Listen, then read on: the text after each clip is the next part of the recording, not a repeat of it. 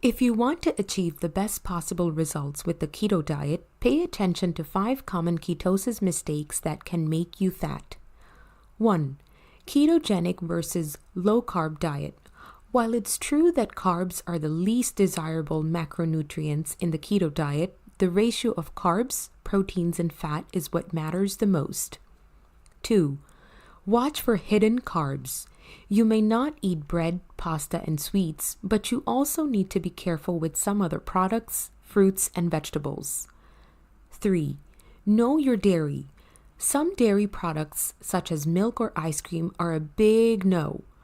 Others, like cheese or butter, are rich in fat and safe to eat. 4. Portion control.